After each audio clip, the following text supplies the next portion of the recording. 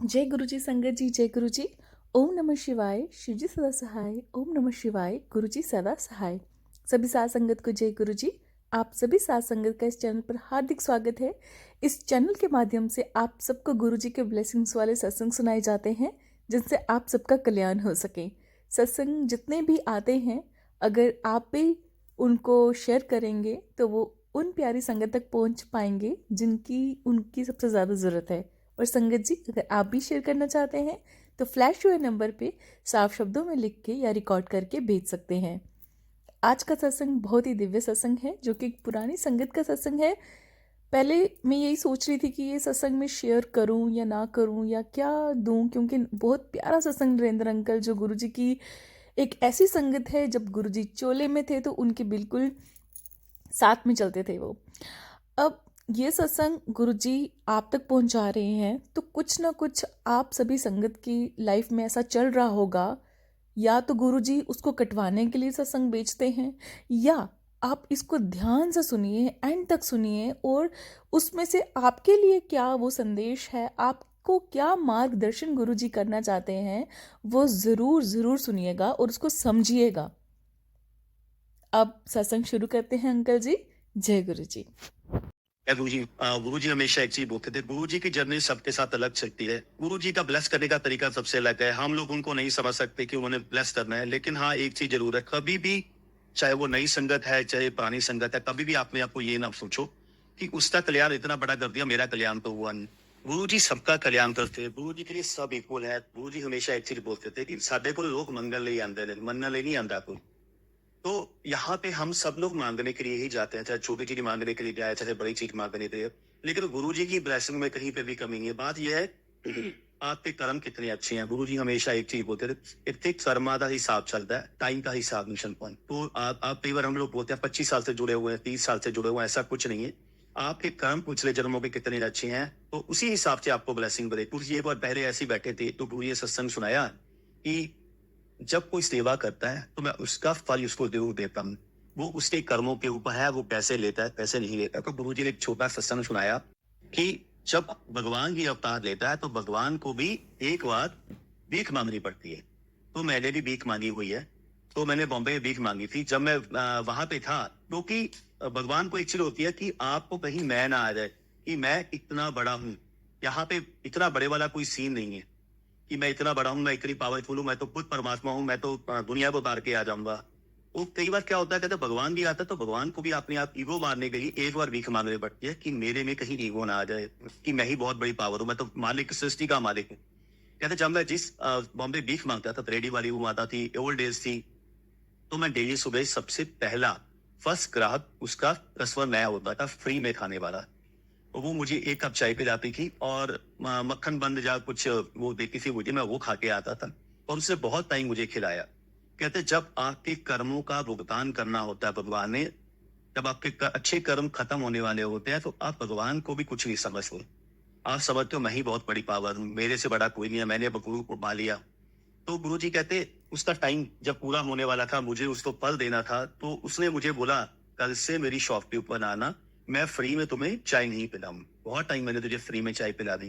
कहते नरेंद्र अपने कल्याण भी तो करना होता ना, फिर जब किसी ने सेवा की है उसको फल भी तो देना है। तो इसलिए मैं फिर नेक्स्ट डे मॉर्निंग उसकी रेडी पे पहुंच गया। मैं वहां पे उसकी रेडी के ऊपर पहुंचा और सबसे पहला ग्राहक मैं बैठा था। उसने मुझे मना कर दिया कि जो मर्जी हो जाए, मैं तुम्हें नहीं खाने के दूंगी, आज ना चाय पिलाऊंगी ना कुछ खाने के दूंगी। तो गुरु जी कहते, मैंने बोला बेबे आज लास्ट टाइम पिला दे, आज तेरा सारा हिसाब का बराबर करके जाना अपन है, जितना तूने मेरी सेवा किया सारा हिसाब का बराबर कर दूंगा। तो उसने मजाक में बोला कि तू तो खुद नंग मलंग है, तू तो खुद मांग के खाता है, तो मेरे को कहां से तू हिसाब का बराबर कर देगा। लेकिन कहते 5-10 मिनट सोचने के बाद उसने डिस्कशन कर, फिर उसने मुझे चाय पिला दी कि मैं तुम्हें लास्ट सुबह चाय पिला रही हूँ, आज के बाद मैं तुम्हें चाय कभी नहीं पिलाऊंगी, ना मेरी रेडी पे तुम दोबारा आना। कैसे जब उसने चाय पिलाई तो मैंने उसे बोला एक काम कर माता जी, एक काम करो, आप अपना पल्ला करो। और गुरु जी कहते मैंने उसे बोल दिया पल्ले को अच्छी तरह बोल्ड कर लेना, क्योंकि जब तुम बोलोगे कि बस तब मैं बस करूंगा, उससे पहले मैं बस नहीं करूंगा। तो गुरु जी कहते उसने मजाक मजाक में लिया, उसने अपना शर्ट का पल्ला उठाया और आगे किया, और मैंने अपना, गुरु जी कहते मेरे सफारी सूट पहना हुआ था, मैंने सफारी सूट पकड़ के दोनों कोनों से आगे से हिलाना शुरू कर दिया। जैसे ही हिलाना शुरू किया तो सोने की गिन्नियां उसमें से गिरनी शुरू हो गई। जैसी सोने की गिन्नियां वहां से गिरनी शुरू हो गई, इतना वेट हो गया, उस वेट को होल्ड करना उसके लिए मुश्किल हो गया। कहते जब मुश्किल हो गया तो एक लेवल के बाद आके वो कहते बस, गुरु जी कहते लै मां अज तो बाद तेरा मेरा जन्मा जन्मा ਦਾ ਹਿਸਾਬ ਬਰਾਬਰ ਹੋ ਗਿਆ। जिन्नी तेने मेरी सेवा की सी उसका फल मैंने तुझे दे दिया है। आज के बाद तो पैसों में खेलेगी लेकिन भगवान तुम्हें नहीं मिलेगा। तो गुरु से नरेंद्र ਰੱਬ ਤੋਂ ਰੱਬ ਨੂੰ ਮੰਗੀਦਾ ਹੁੰਦਾ ਹੈ, ਗੁਰੂਆਂ ਤੋਂ ਗੁਰੂ ਨੂੰ ਮੰਗੀਦਾ ਹੁੰਦਾ ਹੈ, ਚੀਜ਼ਾਂ ਨਹੀਂ ਮੰਗੀਦੀਆਂ ਹੁੰਦੀਆਂ। ਜਿਹਨੂੰ ਗੁਰੂ मिल गया, ਜਿਹਨੂੰ ਰੱਬ मिल गया, चीजा तो पीछे पीछे लेकिन हम लोग आज की डेट में सेवा करके ये चाहते हैं कि जो मैंने सेवा की है गुरु जी मुझे उसका भी फल दे दे। तो ऐसा नहीं होता। गुरु की जो सेवा होती है हमेशा वो गुप्त होती है। गुरु जी जब चंडीगढ़ में थे, जब इनिशियली हम लोग जुड़े तो गुरु जी हमेशा एक चीज बोलते थे, भगवान को पाने का, गुरु को पाने का, महापुरुषों को पाने का एक ही है, गुप्त पाठ, गुप्त दान और गुप्त सेवा। लेकिन जब गुरु जी 97 में या 98 में जब हमें मिले दिल्ली में, तब उसके बाद मेरे ख्याल से गुरु जी ने कभी भी दिल्ली की संगत को नहीं बोला कभी भी, लेकिन हमेशा एक ही चीज बोलते थे बस उसके ऊपर कि गुप्त पाठ, गुप्त दान, गुप्त सेवा। कहते गुप्त पाठ करीदा हुंदा है। गुप्त पाठ कहते जिसने 3 चीजों के ऊपर कंट्रोल कर लिया ना, भगवान तो उसके पीछे पीछे भागता, उसको भगवान के पास जाने की जरूरत नहीं है, भगवान उसके पास आएगा। कहते 3 चीजें की मैंने गुप्त पाठ, कहते पाठ वो करो कि चलते फिरते 24 घंटे आपके अंदर पाठ मंत्र जाप होना चाहिए। चाहे आप ओम का पाठ करो, राम राम का पाठ करो, वाहेगुरु वाहेगुरु करो, अल्लाह अल्लाह करो, ओम नमः शिवाय करो, जो भी हो आपके अंदर 24 आवर। आपको दिन में 5 मिनट भी टाइम लग जाता है ना, तो आप सच्चे मन से गुरु को याद कर लो, भगवान को याद कर लो। इससे बड़ा कोई पाठ नहीं है। जरूरी नहीं है कि सुबह उठ के नहाएंगे, कहते हैं चौपड़ी लगाएंगे या जंगलों में जाके बैठेंगे या समाधियां लगाएंगे तभी भगवान मिलेगा, ऐसा नहीं है। गुप्त सेवा है, गुप्त पाठ है। तो पाठ वो होता है तो चलते फिरते होना चाहिए, तो लोगों की इंटरेक्शन मेरी तरफ होना चाहिए कि ये सेवा मैंने की है। कई बार मैं सत्संग के ऊपर भी सुनता हूँ, जब सत्संग के ऊपर कई संगत सेवा करती है, जब वो सेवा बन लेके आता है कुछ उसमें कुछ भी करने के लिए, तो मुझे बोलता आंटी वो मैं डिब्बा लेके आया था मिठाई का, वो मैं अपना घर से बना के लेके आया था चपाती, प्लीज मेरे वाली बांट देना, वो मिठाई बांट देना। सेवा अगर आपने भगवान को जब एक बार दे दिया तो वो भगवान का प्रसाद है, आपका क्या लेना देना उससे। तो आप उस चीजों को छोड़ दो कि आप क्या लेके आओ, उसमें भी मैं लेके चलता हूँ कि मैं लेके आया हूँ, ये सेवा मैं लेके आया हूँ, ये मैं बना के लेके आया हूँ, प्लीज आप इसको सर्व रखो। तो गुरु जी कई बार हंसते थे, कहते रब का मूड होता है वो संगत में बांटे, वो संगत में ना बांटे, वो कुत्तों को खिलाए, वो भिखारियों को खिलाए। जब आपका काम है, जब मंदिर में भोग लग गया, आप मंदिर में भोग ले गए, सत्संग में प्रसाद ले गए, तो वो गुरु की मौज है कि गुरु उसको बांटना चाहता है या नहीं बांटना चाहता है। तो आपका काम सेवा है, गुप्त सेवा, गुप्त पाठ और गुप्त दान। इसे दान करो, एक हाथ से दो, दूसरे हाथ को पता न लगे, वो होता है दान। लेकिन कहते ह्यूमन की टेंडेंसी क्या है, एक हाथ से जब तक दे के पूरी पब्लिक को नहीं बता देता कि ये मैंने किया है, ये सेवा मैंने किया है, ये दान मैंने किया है, तब तक उसको चैन नहीं आता। कहते ऐसी सेवा कितनी व्यर्थ चली जाती है, ऐसा दान किया वो व्यर्थ चला जाता है। कहते एक हाथ से दो तो दूसरे हाथ को पता नहीं लगना चाहिए कि आपने दान क्या किया है। इस वक्त गुप्त पाठ, गुप्त दान और गुप्त सेवा, आप तीनों को अगर प्रॉपर ढंग से करो तो आपको कुछ ही करने की जरूरत नहीं पड़ेगी, भगवान आपको घर पे मिलने के लिए खुद आ जाते हैं। जब अदिशे जाते थे हम लोग, तो गुरु जी हमेशा एक ही चीज के ऊपर फोकस करते थे, ਮੰਗੀਦਾ नहीं ਹੁੰਦਾ, ਮੰਨੀਦਾ। ਮੰਗ के अपने गुरुआं ਨੂੰ छोटा नहीं करीदा, ਜਿਹਦੇ ਕੋਲੇ कुछ होएगा वो देगा, ਜਿਹਦੇ ਕੋਲੇ कुछ होएगा नहीं वो देगा।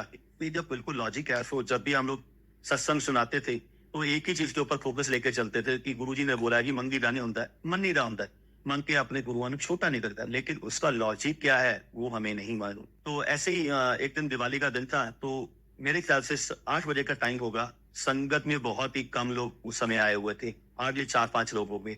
और गुरुजी एम्पायर स्टेट में डेस्क पे जहाँ बैठते थे वही बैठे हुए थे, और मैं गुरुजी के पास खड़ा मुक्की मारा था, गुरुजी के लेग्स के ऊपर मुक्की मारते मारते गुरुजी मुझे कहते, बहुत सारी बातें करते, कहते देख नरेंद्र, रब इत्थे बैठा हुआ है, सृष्टि का मालिक इत्थे बैठा है, और लोग घरे मिट्टी दी मूर्तियां पूजते रहते हैं।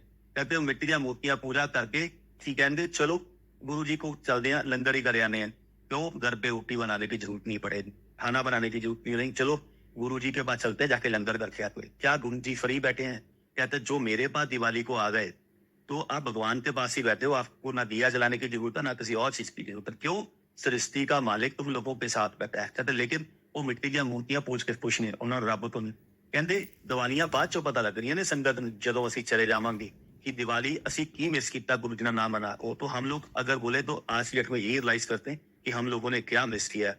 तो गुरु जी ऐसे ही बैठे हुए थे तो मैं मुक्की मारा था। गुरु जी मुझे कहते नरेंद्र मंगीरा क्यों नहीं होता मन्नी रहा होता महापुरुषों ਨੂੰ।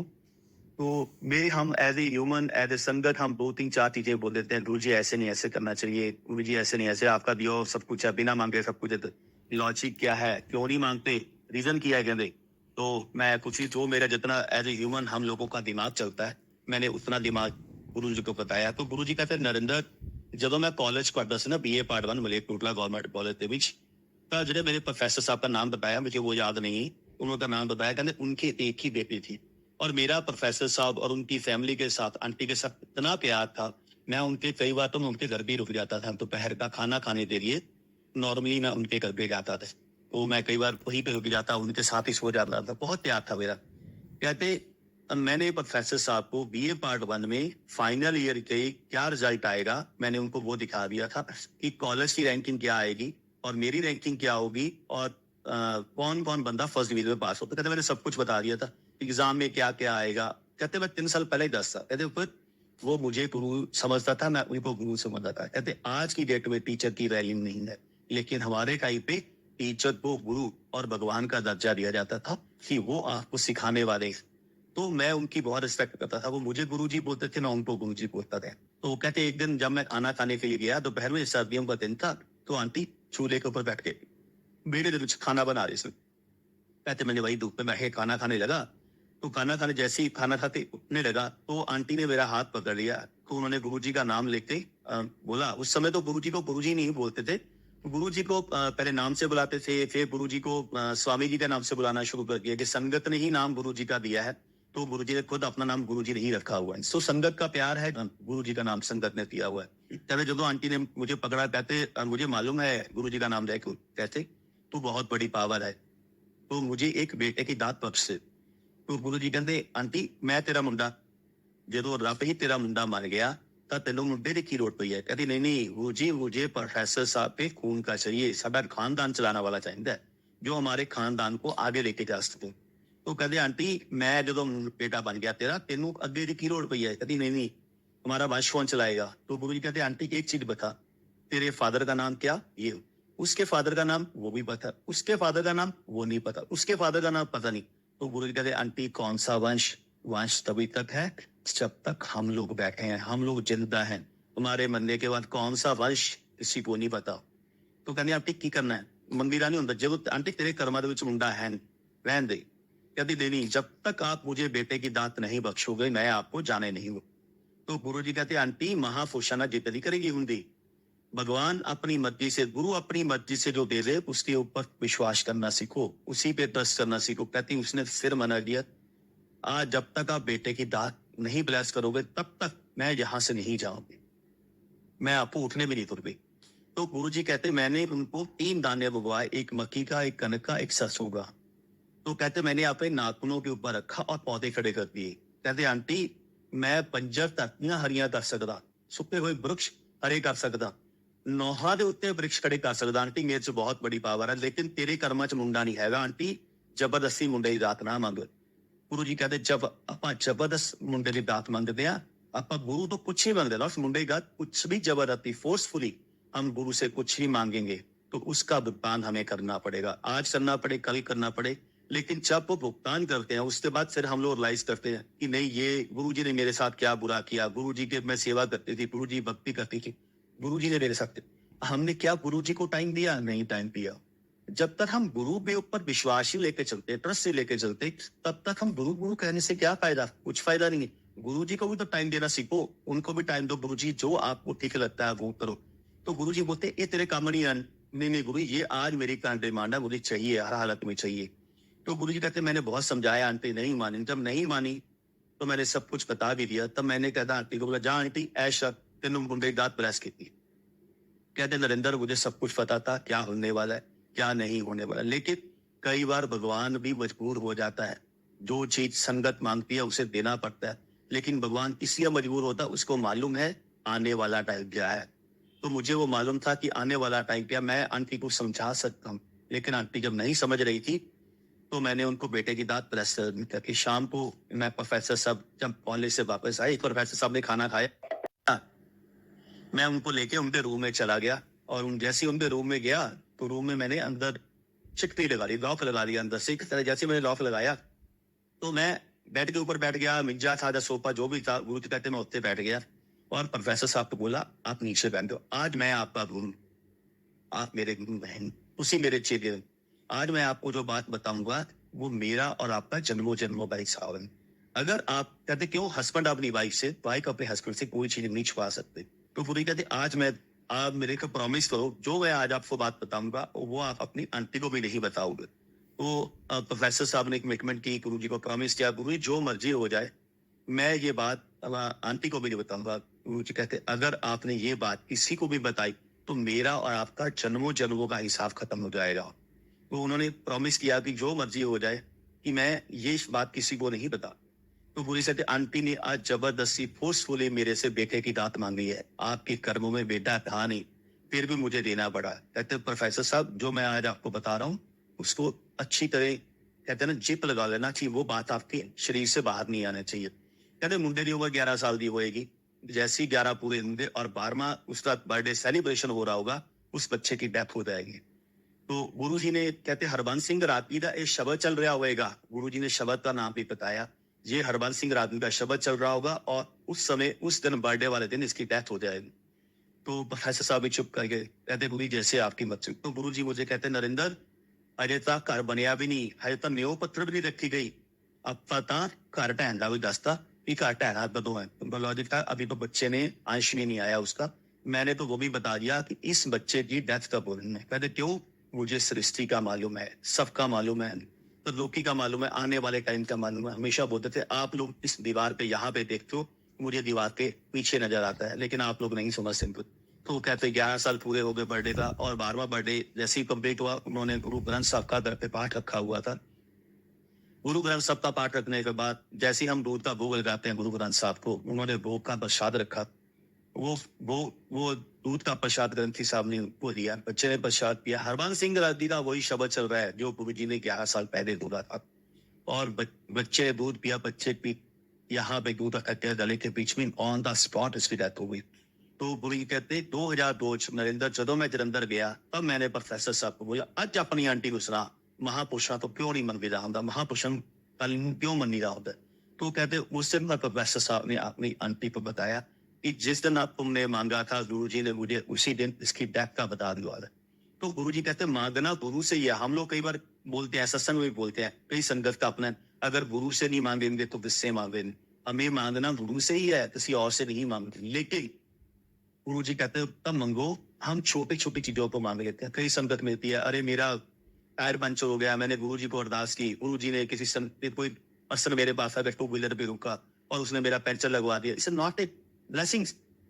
इसे तब मांगो गुरु जी से जब पानी यहाँ तक आ जाए, गले तक पानी भर जाए कि मैं गुरु जी डूब जाऊंगा, मेरा बचाने वाला कोई नहीं है, आप ही मुझे बचाने वाले हूँ। तब गुरु को याद करो, तब गुरु बैठा होता है। गुरु तो हर वक्त आपके साथ है। कहते मैं तो पल पल आप लोगों के लिए ब्लेस करता हूँ, लेकिन आप लोग फिर भी नहीं समझते। फिर भी हम लोग बोलते हैं गुरु जी आपने मुझे क्या दिया, आपने तो मुझे कुछ दिया ही नहीं है। जी गुरु जी से अपना अपना कनेक्शन है, अपने अपना प्यार है। जैसे हम कहते हैं गुरु जी हमेशा ठीक होता था, जितना गुड़ पाओगे उतना ही मिठा होएगा। आप गुरु से जितनी ब्लेसिंग लेने चाहोगे वो आपके ऊपर है, आप इतनी ब्लेसिंग लेके जाना चाहोगे।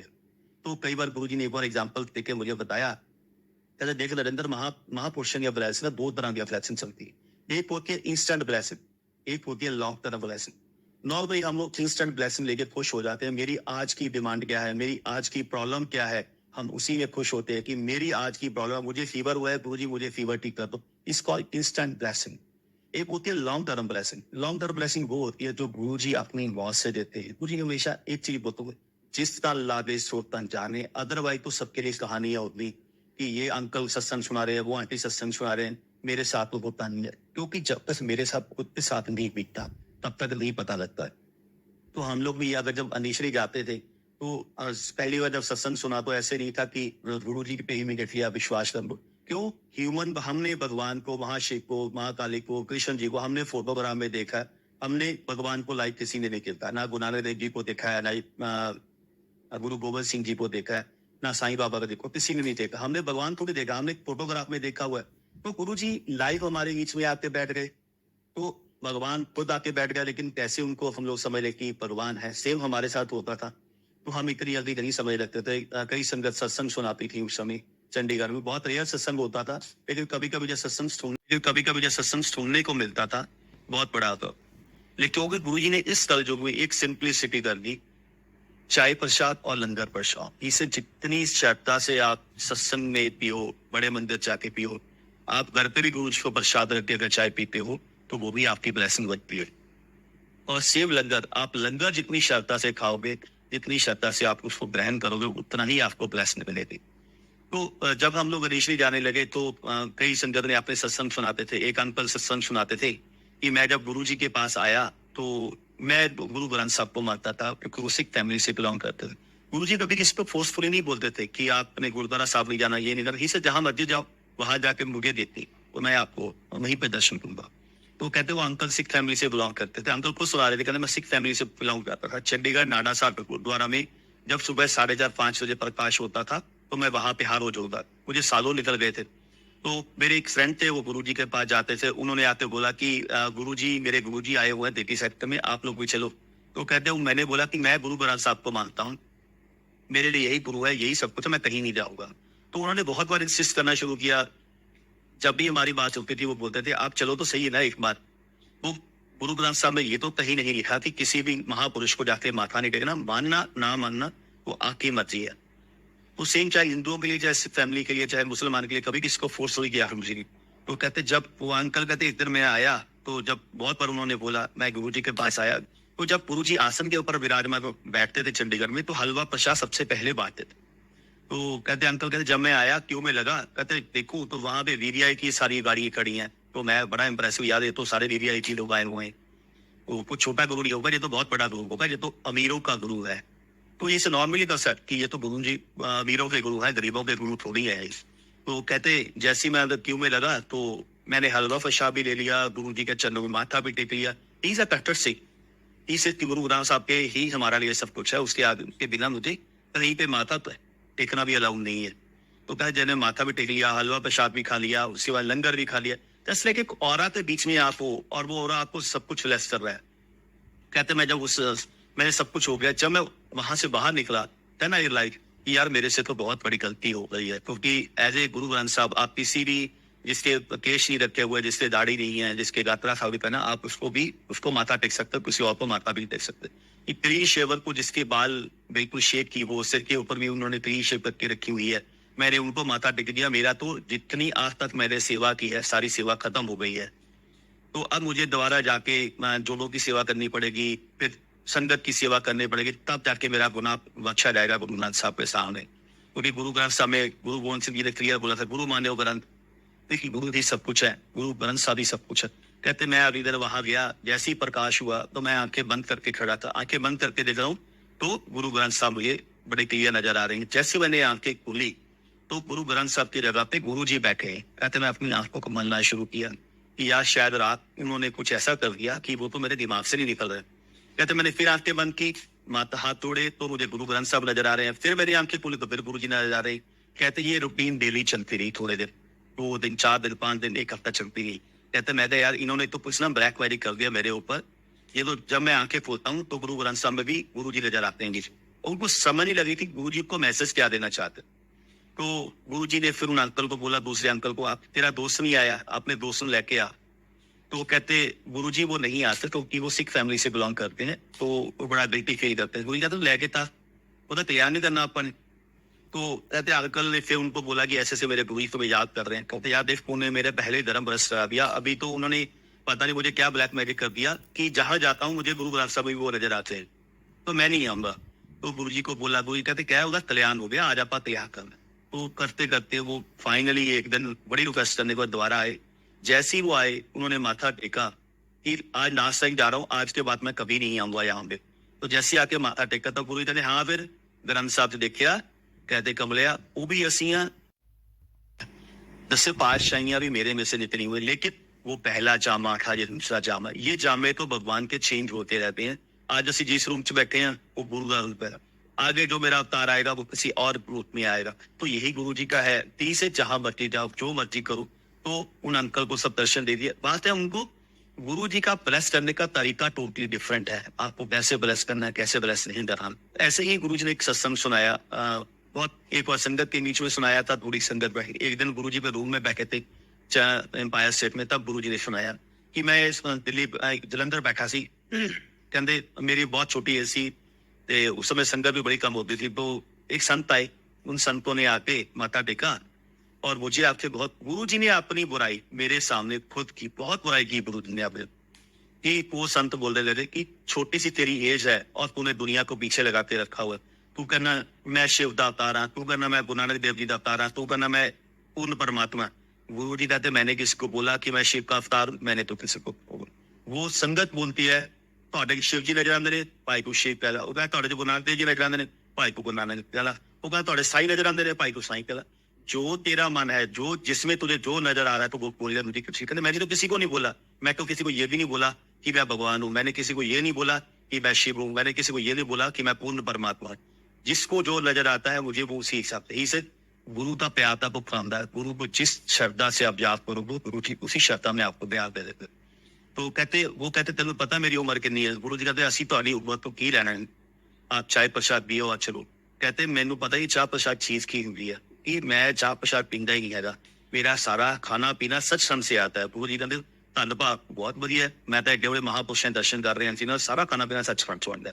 गुरु जी कहते मैनू कहते फिर मेरी कहते बहुत बुराई की, मेरी बुराई करने तो बाद मैनू कहते वो संत कहते मैं तां तेनू मन्ना कि तेरे च पावर हैगी, तू बहुत बड़ा हाँ, जे मैनू तू सचखंड दे विचों दुध मंगा के पिलावे।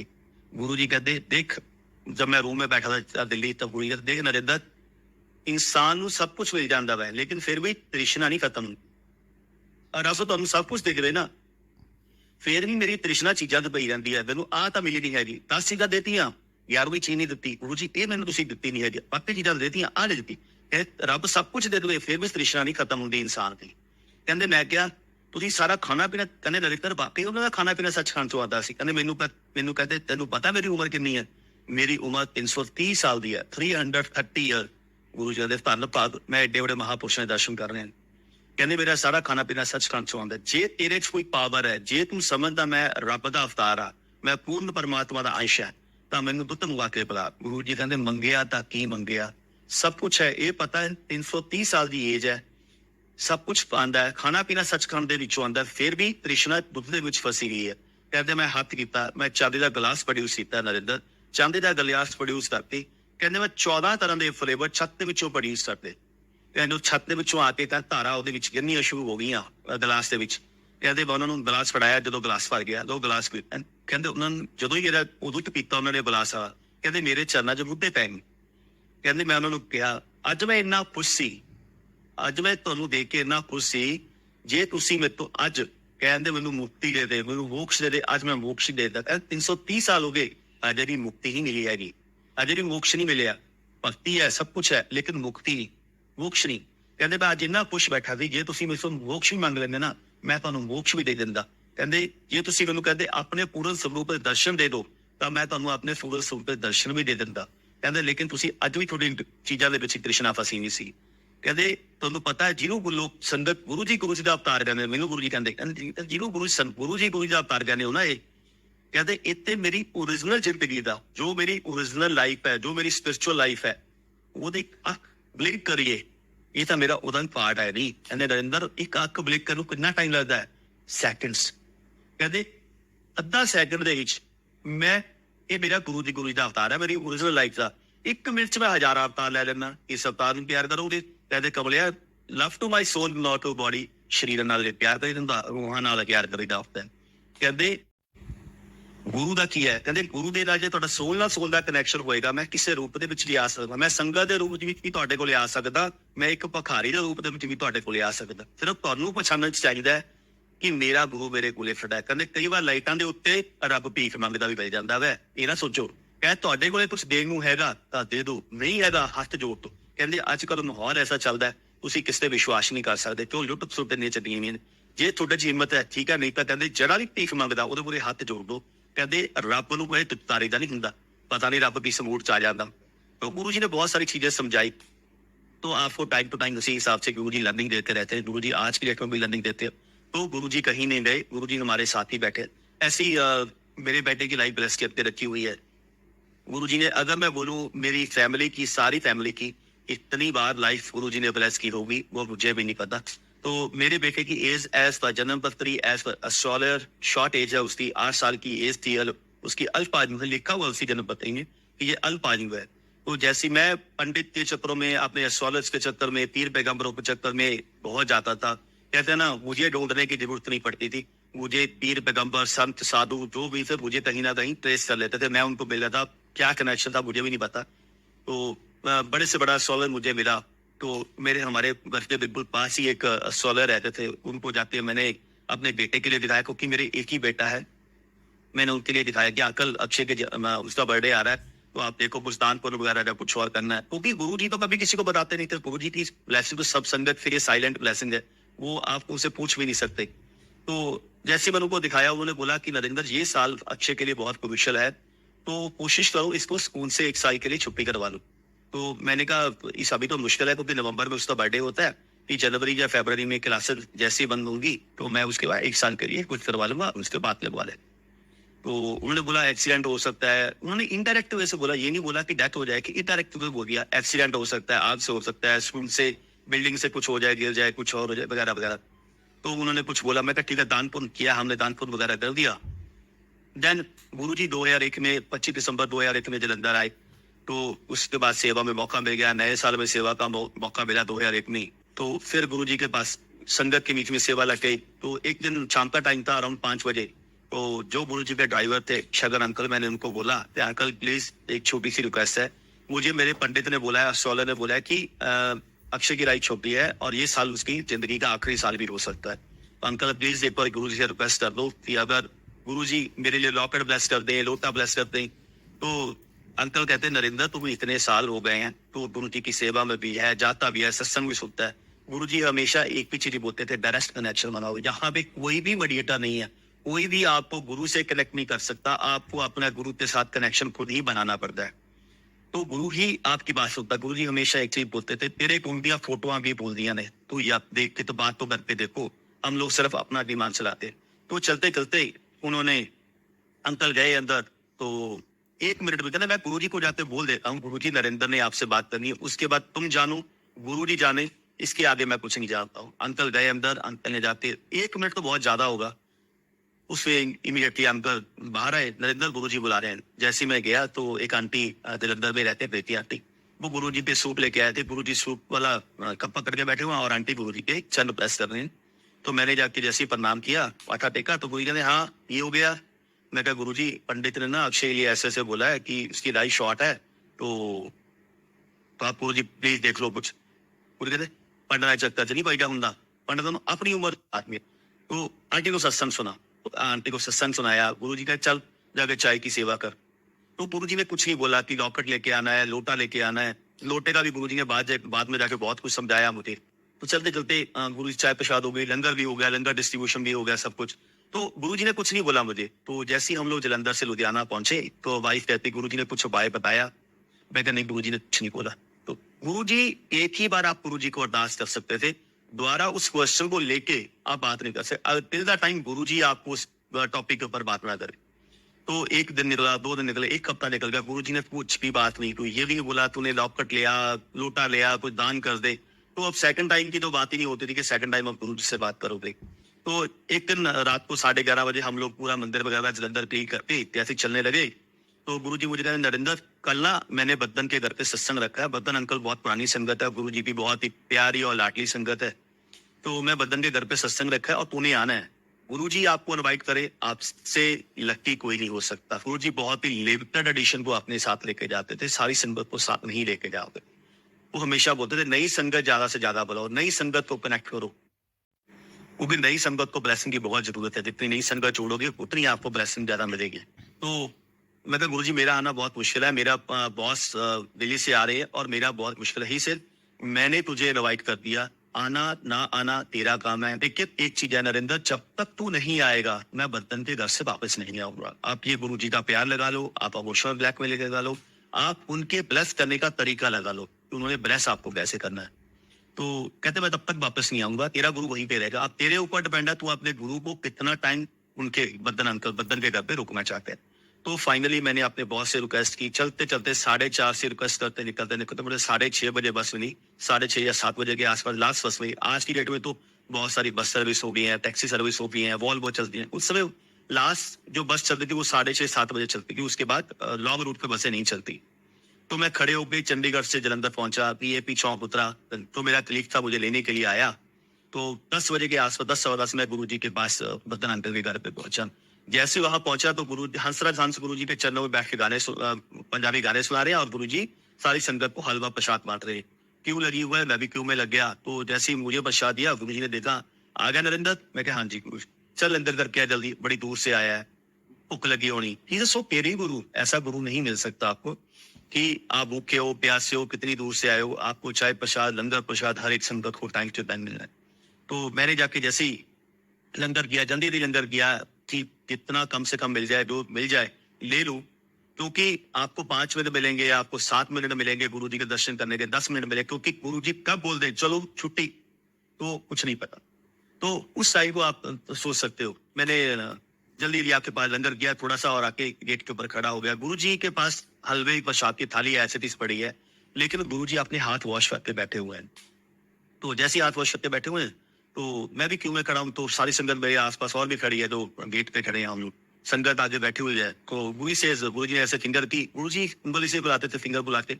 अब किसको बुला रहे हैं वो पता नहीं, तो भी नाम से नहीं बुलाते थे, बस एक फिंगर करते थे। तो सब एक दूसरे की तरफ देखने लगे कि किसको बुलाया, किसको बुलाया।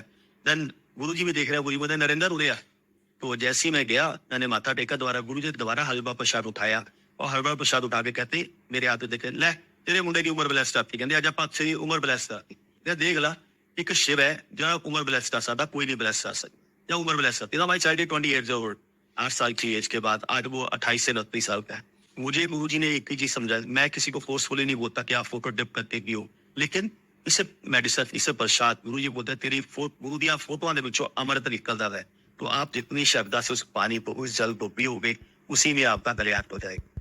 तो यही लायक गुरु जी कहीं नहीं गए, गुरु जी आज की डेट में बैठे हैं। सिर्फ वहां पे एक ही चीज है, श्रद्धा और विश्वास। गुरु कहते जब भी मेरे पास आते हो, अपने बर्तनों के मुंह को बड़ा करके आओ, गुरु से ब्लेसिंग लेके जाओ, जितनी मर्जी ब्लेसिंग ले दो।